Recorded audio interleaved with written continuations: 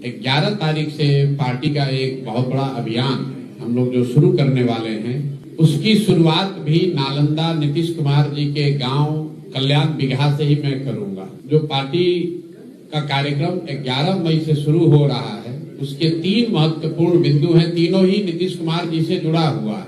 पिछले 3-4 वर्षों में आपने सुना, देखा, चर्चा करी जातीय जनगणना की। जिस जातीय जनगणना का रिजल्ट 2 अक्टूबर 2023 में आया, 7 नवंबर 2023 को विधानसभा के पटल पर रखा गया। 24 नवंबर 2023 को नीतीश बाबू ने घोषणा की कि जातीय जनगणना के आधार पर करीब 94 लाख परिवार, जिनको पिछले 25-30 साल में विकास की यात्रा में जो लोग छूट गए हैं, उन परिवारों को 2 लाख रुपए प्रति परिवार के दर से मदद दी जाएगी।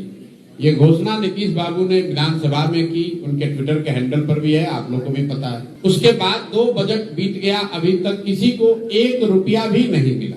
उस पर सरकार ने कोई चर्चा नहीं की।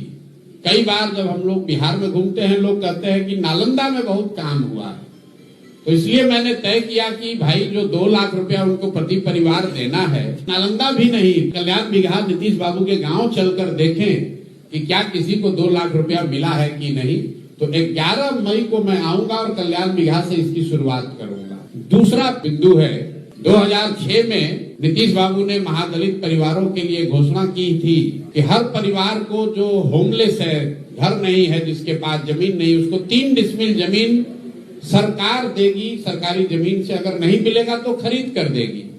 पूरे बिहार में इस योजना में कुल 50 लाख दलित अति पिछड़े समाज के लोगों को घर बनाने के लिए जमीन मिलनी चाहिए थी, लेकिन अभी तक सिर्फ 2,34,000 परिवारों को ही ये जमीन मिली।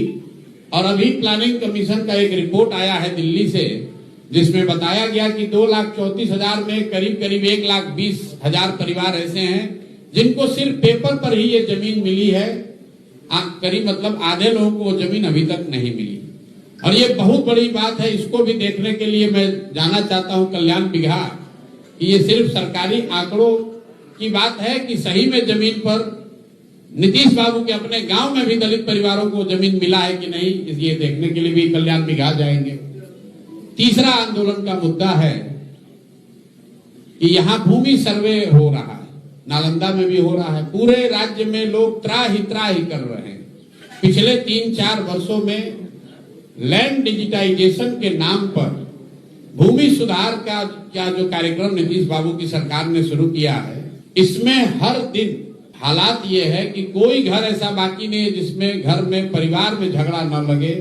जमीन के दाखिल खारिज में, रसीद कटाने में, जमाबंदी में, हर जगह लोगों को 10,000, 20,000, 25,000 रुपया घूस देना पड़ रहा है। हालात ये है कि बिहार सरकार में राजस्व विभाग जो है वो उनके जनता से धन उगाही का सबसे बड़ा सोर्स बन गया है। नीतीश बाबू का नाम सुशासन बाबू रखा गया है, इसी धरती से वो आते हैं।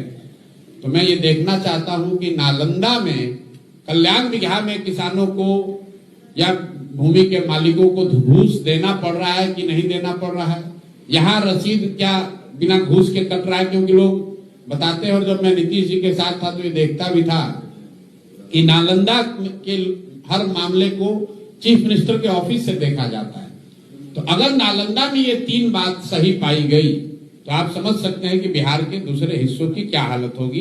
तो 11 तारीख को पार्टी के इस कार्यक्रम का हस्ताक्षर अभियान हम लोग शुरू कर रहे हैं, जिनमें ये 3 बिंदुओं को हम लोग कवर करेंगे कि जिन 94 लाख परिवारों को 2-2 लाख रुपया आपने कहा था जातीय जनगणना कराकर, उनको अभी तक 1 रुपया मिला कि नहीं मिला, या फिर जैसे मोदी जी का 15 लाख रुपया हर परिवार को देने का वादा जुमला साबित हुआ। आप भी ये मान लीजिए कि बिहार में भी आपने ये जुमला ही फेंका था।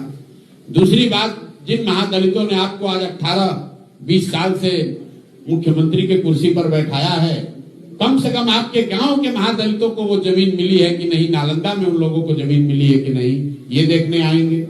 और तीसरी बात जो मैंने आपको बताया कि पूरा बिहार ये भूमि सर्वेक्षण के नाम पर, भूमि सर्वे के नाम पर जो धन उगाही हो रही है, क्या नालंदा कल्याण बिगहा उससे अछूता है, हरनौत उससे अछूता है, अस्थावा में वहां नहीं हो रहा है, ये देखने के लिए भी 11 को आऊंगा।